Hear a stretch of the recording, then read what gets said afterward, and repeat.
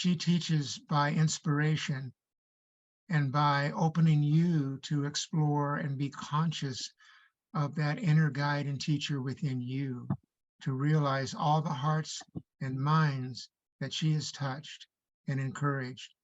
And our theme this month is change the story and you change the past. And I know Dr. Martha will be giving us a unique approach to be doing just that. So with greatest love, Dr. Martha Creek. Oh, thank you, Dr. Charles. I love you more than my luggage. That's as good. That's as good as it gets, my friend. I'm honored to be here. I've been looking forward to this every minute. I know many of you. I'm so blessed to have you in my journey, and my heartstring with you is as alive as ever. And I come more and more alive in these teachings every single time I take a pause like this to take a chance to look, to say yes to an invitation. I mean, how could you say no to saying somebody that is set up an organization called Mind Your Own Becoming? Mind Your Own Becoming. I mean, what else is there, folks? And that whatever we're being and becoming, to share, I think the basis of our New Thought principles and teachings remind us, and hopefully gently, that it is our responsibility.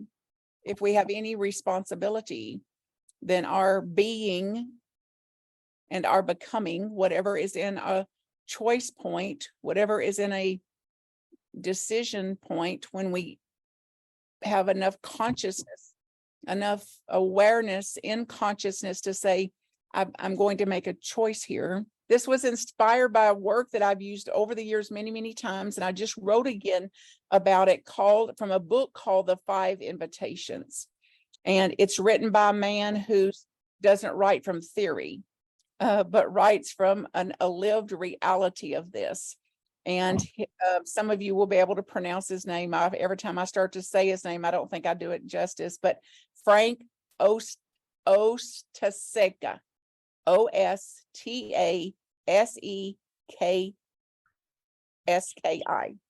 Ostaseski. And he was the co-founder of a Zen hospice project, so that he has sat with thousands of people that are taking a look at what life and living are about. And hopefully we're going to do that. Some of us tonight again, before we're on our quote deathbed, and looking back. And I've had teachers over the years to say, it's very simple, Martha. One day it'll be your deathbed, and you're going to look back and wish I had of, or been glad that I did.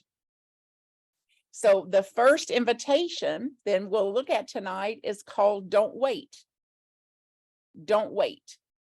So take some notes if you want to. We'll have a chance to discuss this a little bit later, and look at what causes you to wait. How many times I've said it, I'm going to wait till the winter. I'm going to wait till the spring. I'm going to wait till they graduate. I'm going to wait till I get some money in the bank. I'm going to wait. I'm going to wait. I'm going to wait. I've just started these new programs that I've been running for facilitating for 15 years almost, called Immersion, the Immersion Process, and Extraordinary Leading. And it's 2 groups. We start in September. And if you want that information, you just email me directly, marthacreek@gmail.com. I'm not going to get into it here tonight. And she said, well, I really want to do your program, Reverend Martha, but I want to save for retirement. So that's a perfect example of, I'm going to wait till I save for retirement before I enroll in a spiritual development program. Here we go again. What if I enroll in a spiritual development program, whatever your spiritual development program is, and save for retirement? It doesn't have to be either or. It's not black and white. It's not binary like that. But the mind will set it up as either or. And gotta wait for the weather, gotta wait for it not to rain, gotta wait to make sure it doesn't snow. So pause here for a minute, just a few seconds even, and see what causes you to wait.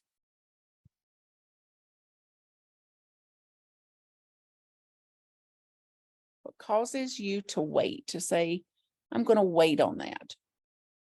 I'm going to wait for somebody to do something. I'm going to wait for something to happen. What's your I gotta wait factor?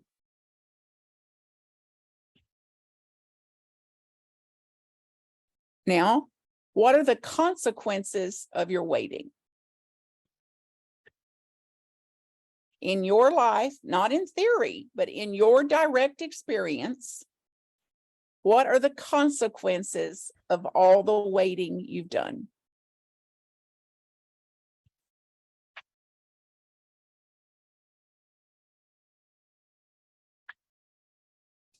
So, what would it be like then if we stopped putting things off, or we put it off less, particularly things that matter to us?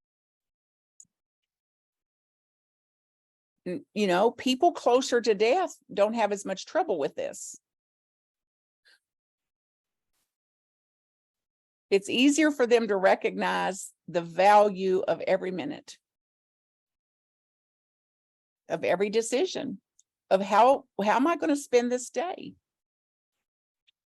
And am I going to look back on this day and say, I'm really glad I did that? Or, whoo, I wish I had of. So the truth is, without being morbid this early on, because I don't want y'all all to run and get real busy now and suddenly have to leave the course, that death is closer to us than we like to believe. Like, none of us are promised another minute, another day, another night, nothing. So the truth is, death is always with us.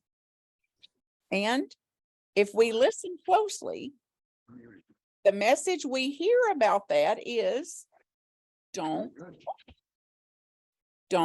wait, or stop waiting. And embracing the truth that all things are inevitably going to end. All things are inevitably going to end. They must end.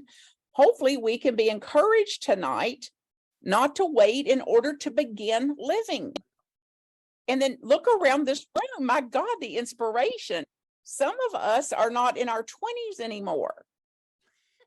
And somebody I know left one coast and headed to the other coast in about his 7th decade of living. That said, I can't wait on living anymore. I'm going to Big Sky, and nearly made it to Big Sky.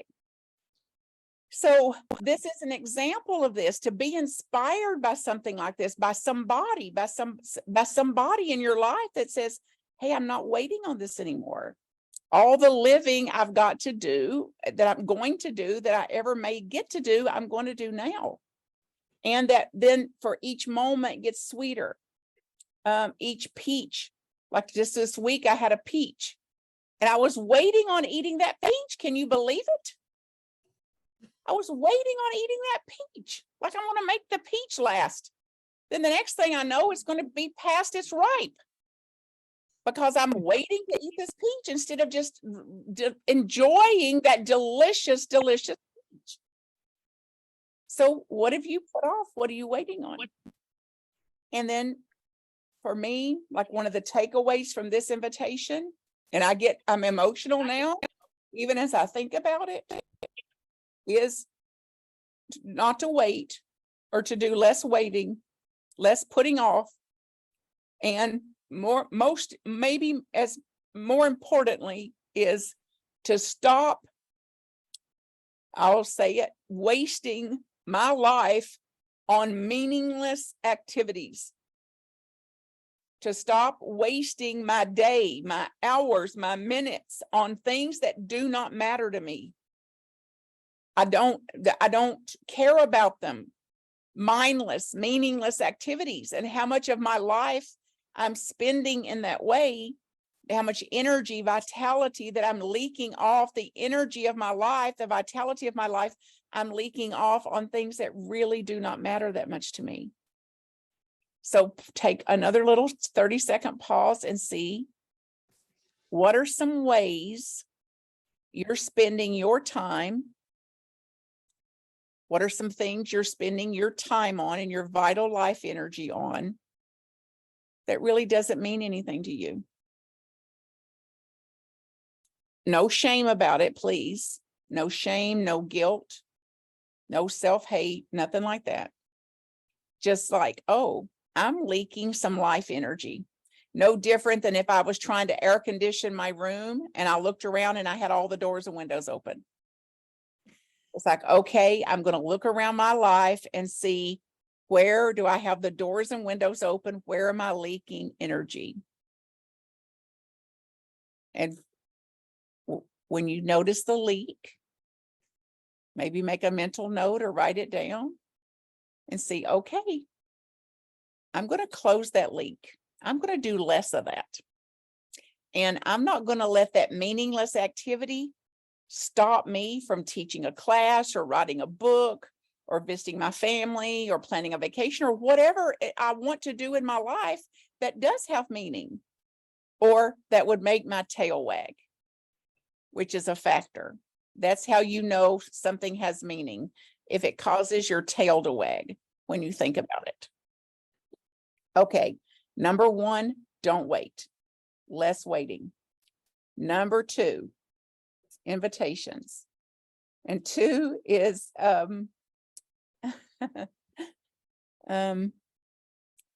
could be a little challenge for some of us. It certainly is me at times. Welcome it all. And I don't. I can tell you that right now. I don't welcome everything. I do not love what is. I'm a certified facilitator of loving what is, which is considered cognitive behavioral therapy. I've been practicing it for 20 some years, and I do not love what is. I don't even like what is most of the time. However, I have built some muscle at accepting what is, allowing what is to be included. Herein lies the power of the universe. I don't have to love it. I don't have to like it. And I do not have to go to war with it. And then I can be all about changing what I can. And I can be all about spiritual mind treatment and prayer and reframing an experience and gaining higher perspectives. So in that number two, welcome everything. If you can't welcome it, allow for it, include it, just find some word. I would encourage you to find some word that you can work with that says, I don't have to like it or love this, and my functioning, my peace, my balance, my sanity, my sobriety requires me to include alpha to omega. Alpha to omega, everything alpha to omega and everything in between. So anything that I resist, persist. Anything I resist, I'm perpetuating. So there's real value, benefit, and freedom in, at a minimum, including it. Don't have to like it or love it. Ain't that good news? And until I allow for it, include it, accept that it's going to be here, then I cannot be at peace. And the more anxious I get, the more animalistic I get. The more reactive, the more regressive. So in order for me to function in a high dynamic, in the higher upper chamber of my being and my mind, requires me not to push things away, to at a minimum include it. And that includes things that are bitter pills for some of us, harder to allow for, like the part of dissolving while I'm being and becoming. There's also aspects of me that is dissolving at the same time. In my being and becoming, it also includes some dissolving. and get a sense of it right here and right now of what it would be like if you didn't mind.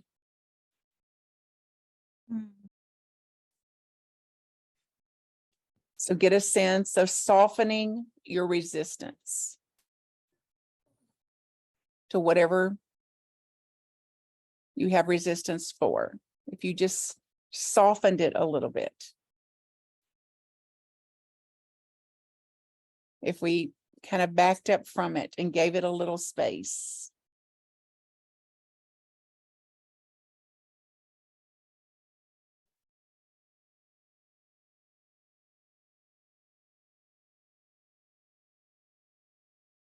And see if you can say it out loud. You're on mute. I think everybody's on mute.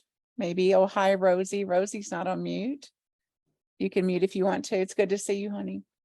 Think about, see what you could say of that, just to say it out loud. Everybody's on mute. I accept what I cannot change. I accept alpha to omega. I understand that alpha to omega is included in life's learning processes. I accept this. I understand this. I let it be.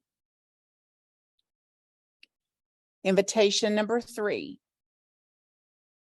Bring your whole self to the experience. Your whole self. Now, get a sense of what this means to you, even as you hear this. So go back to a time where you felt extremely present to something, or extremely present to somebody, and what that's like when you feel that present to it.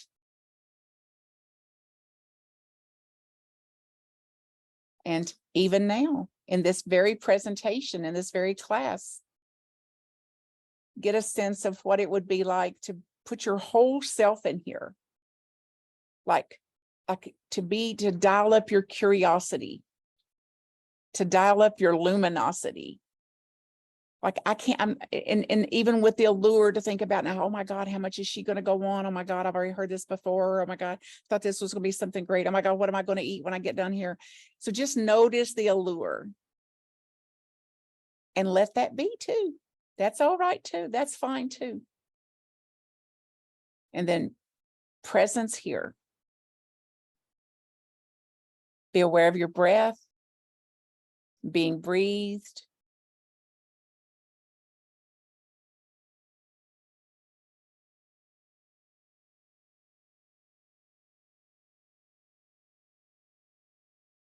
And a time is coming to mind when I hadn't seen Dr. Charles in a long time, and I attended his Big Sky retreat, which hopefully y'all have got information on that. That's coming up here in just a few weeks. And he was up in front of the congregational body, the whole attendance there, the whole retreat convention, and he literally jumped up and down. He jumped up and down, y'all. When's the last time you jumped up and down? Now, when you get off this call, just try it. Just don't hurt yourself. Or if you do, don't blame me for it or Charles. So he had a presence about him. This was his tail wagging. This was his frolic. A presence to what he was there for, what he's there for, who he's there for, how he's serving, why he's serving. So see if you can say these words. Again, you're on mute, so you can speak it out loud if you want to. I know who I am.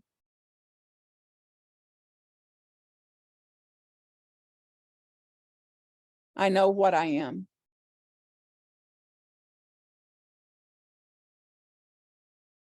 I know how I serve.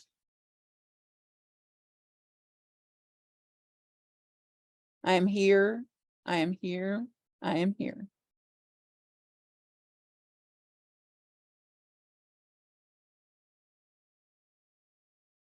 Now get a sense of living as that.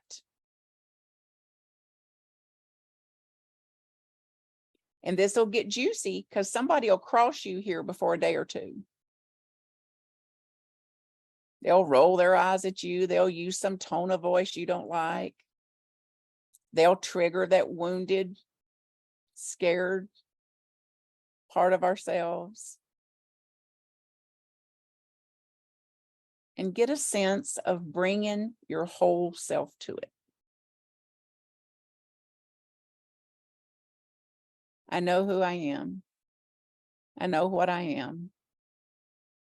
I know how I serve. I am here, I am here, I am here.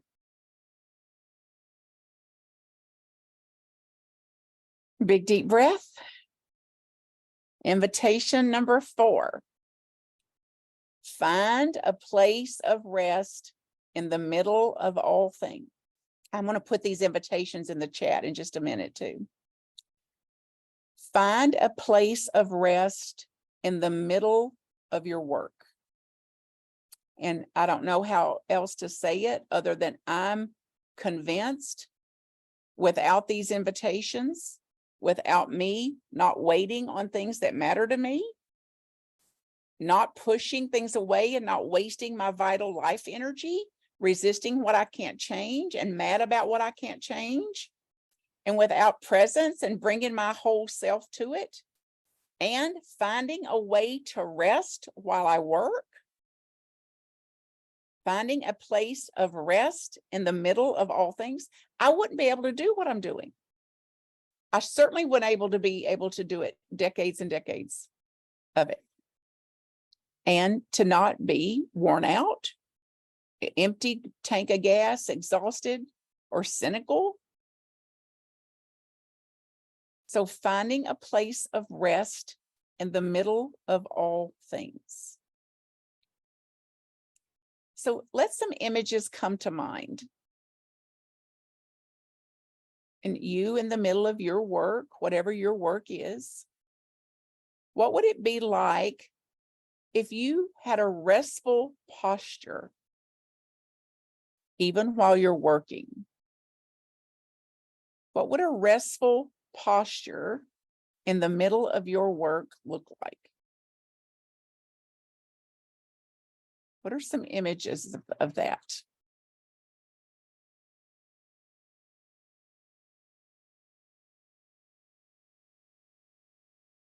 And for me, it includes things like allowing time for things to process. Any of y'all in a hurry? You in a hurry for people to make up their mind? You in a hurry for people to get over something?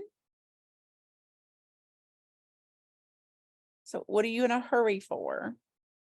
And get a sense of if you allow time for things to process and you found a way to rest in the middle of the process. Brene Brown says, it's the messy middle. It's the messy middle. How are you going to be with the messy middle?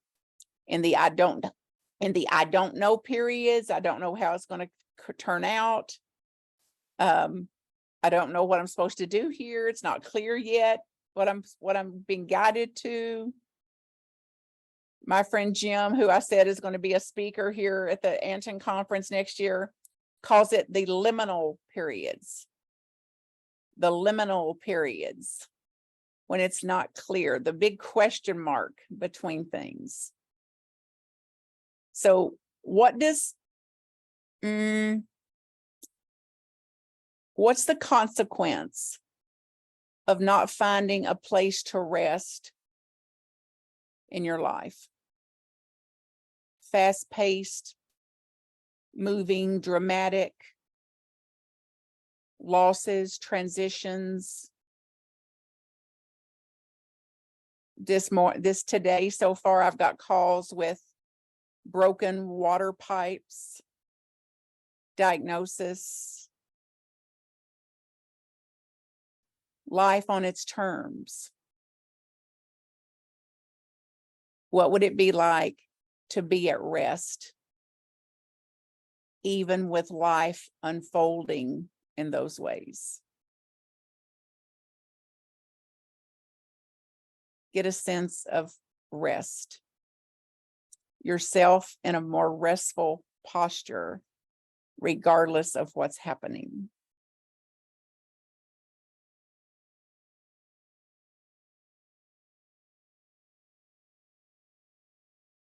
So get a sense of a willingness to meet suffering,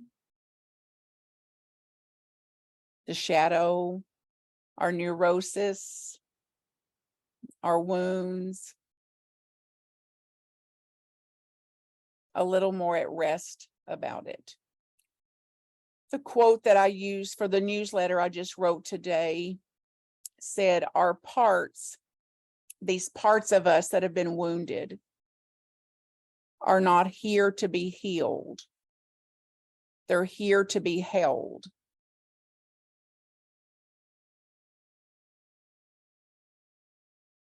What would that be like? If instead of trying to heal our parts, we simply said, I'm going to rest with them. Rumi says, have a cup of tea with them. Invite them in like friends. Let's have tea.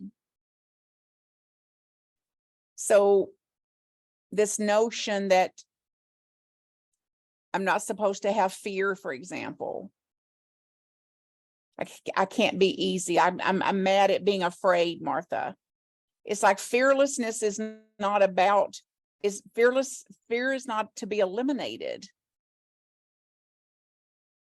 It's about developing a capacity to be present to it, to sit with it, to bring our whole self to it, to face its fear, to sit with it in its fear, and to find over time a way to stay a little more restful, even when a little more calm, even when fear is present, as an example.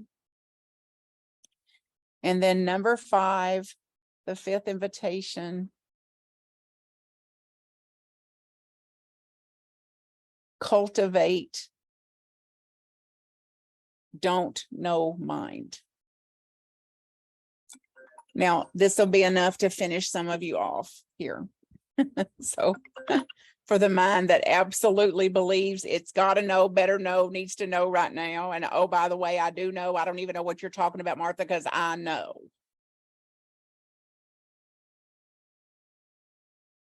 And the fear of not knowing. The fear of not knowing. So what do you think I mean, or what do you think this invitation means then? Cultivate the I don't know mind.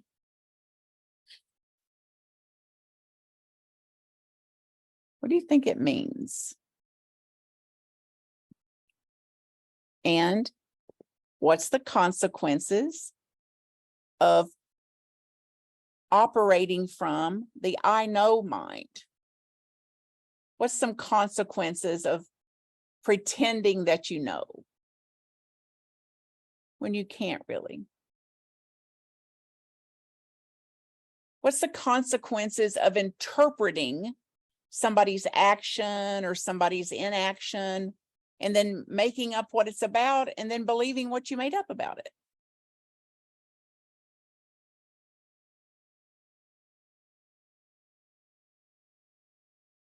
So how's your situation going to turn out? I don't know.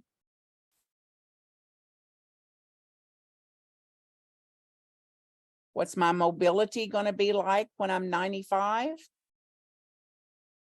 I don't know. Is my plane going to take off on time on Saturday? It better, after all I paid for that ticket. I don't know. So see if you can say it. Just see if you can say those 3 words. I don't know. I don't know. Just keep saying it a little bit. You know, I don't know. I don't know. What's she mean by that comment? It's like, I don't know. I've not walked in her shoes. I don't know what her morning was like. Why didn't he call me back like he promised? Like, I don't know. I don't know what his day was like either. I don't know what he's believing. I don't know what is in his psyche. I don't know what is in his consciousness. So what would be the benefit? What would be a benefit of cultivating the I don't know mind and loosening up, leaning away from I do know. Oh, yes, I know. I know, I know, I know. What could be a benefit of leaning a little away from that and more toward, I don't know. I actually don't know. Get a sense of it.